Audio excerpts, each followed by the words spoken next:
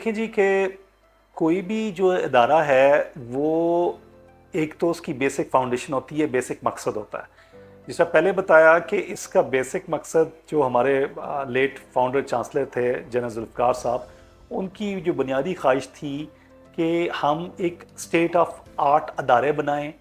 اور ایسے ادارے بنائیں جس میں ویلیوز جو آج کل کے اداروں میں فقدان ہے اس کی طرف ہم لوگ فوکسڈ رہیں. تو الحمدللہ ہم نے رول ماڈلنگ کی، ہم نے اچھی ٹیمز بنائیں، ہم نے اچھے لوگ جو ہے وہ انکلکیٹ کیے، اپنے پاس لائے، اور ان لوگوں کے ساتھ مل کے ہم لوگوں نے یہ جو جرنی ہے وہ طے کیا. تو میں سمجھتا ہوں کہ رفاہ اور اسلامک انٹرنیشنل میں ہم نے بہت سارے ایسے کام کیے اور کر رہے ہیں الحمدللہ، جس پہ ہمیں بہت زیادہ فخر ہے اور پرائیڈ ہے کہ جو باقی ادارے نہیں کر پاتے. جس میں نے جس طرح پہلے عرض کیا کہ سب سے زیادہ یہ ہے کہ ہم لوگ جو ہے وہ فوکسڈ ہوتے ہیں کہ ہم نے اپنی ویلیوز جو اسلامک ویلیوز ہیں ان کو انکلکیٹ کرنا ہے، کوالٹی کی طرف ہمیشہ سٹرائیو کرنا ہے. ابھی ریسنٹلی ہم نے جو جرنی طے کیا ہے ایکریڈیشن کینیڈا والا، وہ شاید ہی پورے پاکستان میں کسی ادارے نے کیا ہے. تو ہم نے اس ادارے میں رہتے ہوئے یہی سیکھا ہے کہ آپ کی کیپیسٹی ساتھ ساتھ بلڈ ہو جاتی ہے، لیکن آپ نے ہمیشہ اسکائی از دا لمٹ، ہمیشہ اونچا دیکھنا ہے، بڑا دیکھنا ہے. Was made that we have to work for the innovations and latest advancement and the latest digitalization. And in dentistry, what we have seen that every 3 to 6 months that there is a new equipment and new things are coming up. And this is always a challenge in a developing country, that how you can cope with all those challenging things. So keeping in view by the vision of the top leadership, we have been given this autonomy and authority that we can make budgets, we can strive, we can request, we can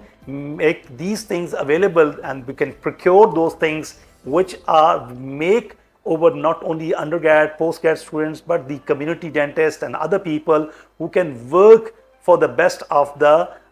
skills which are available not only nationally, internationally. So keeping in view, I can quote few examples. For example, we had first ever in the Twin Cities, maybe in Pakistan, I'm not sure about it, that the interactive table, 3D interactive table was purchased, which is the 3D view of, and we teach students the anatomy and different models, and before putting the patients and surgery, they learn everything as a 3-dimension, as the original thing. Secondly, I can quote an example of there is no single institution in the Twin Cities who had, except maybe FID, that who has this latest machine called as CBCT, which is CT scan kind of medical equipment, because there was a time that the 2D radiograph or X-rays, they were enough, but now with the time these 3D X-rays and things are very important for the working in any dental institutions. And thirdly, I can quote that we do have lasers equipment which can work for the soft tissue and hard tissue lasers available, and over consultants and over doctors, they are working for the community.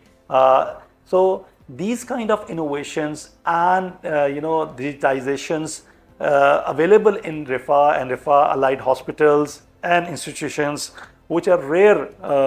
we would see in other institutions.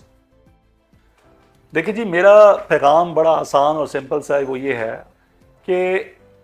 Management کی positions میں ہم نے سیکھا، یا ہمارے جو colleagues کام کرتے ہیں جی، کسی بھی ادارے میں آپ شاید 2 یا 3 سال کام کرتے ہیں اور اس کے بعد شاید وہ کہتے ہیں کہ یا ادارہ ایکسیپٹ نہیں کرتا یا آپ آگے نہیں جا سکتے. میرے والدین نے، میرے بڑوں نے جو ہمیں سکھایا کہ آپ ایک سٹیبل ادارہ پکڑ لیں،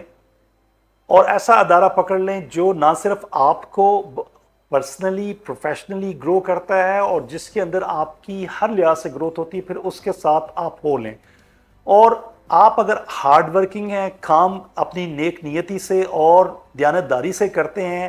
تو کوئی بھی ادارہ، اور اسپیشلی جس طرح ہمارا رفاہ جیسا ادارہ ہو، تو وہ ہمیشہ آپ کو پروموٹ کرتا ہے. تو میرا جو میسج ہے آپ کے سارے ویورز کو اور جونیئرز کو، وہ بنیادی یہی میسج ہے کہ جب آپ کسی بھی ایک اچھے ادارے کو پک کر لیں، چوز کر لیں تو اپنی محنت سے، اپنی ثابت قدمی سے، اپنی نیک نیتی سے آپ ثابت کر سکتے ہیں، آپ آگے چل سکتے ہیں اور اس کے اندر بہت جدتیں لا سکتے ہیں، اور ادارہ آپ کو ہمیشہ سپورٹ کرے گا۔ اور وہ میں اپنی جس طرح مثال آپ کو پہلے بھی دے رہا تھا کہ ایک سمپل اسسٹنٹ پروفیسر سے لے کے ایک ہائیسٹ پوزیشن تک الحمدللہ میں نے یہ سارا سفر یہاں کاٹا، اور اس کی بنیادی وجہ یہی تھی کہ آبویسلی ہم نے دونوں پارٹیز نے، آبویسلی ادارے نے بھی رول ادا کیا اور میں نے بھی، ہم نے بھی اپنا رول ادا کیا، تو دونوں ایک دوسرے کے ساتھ اچھے نیک نیتی سے کام کرتے رہے۔ تو یہی میرا پیغام ہے کہ رادر دین آپ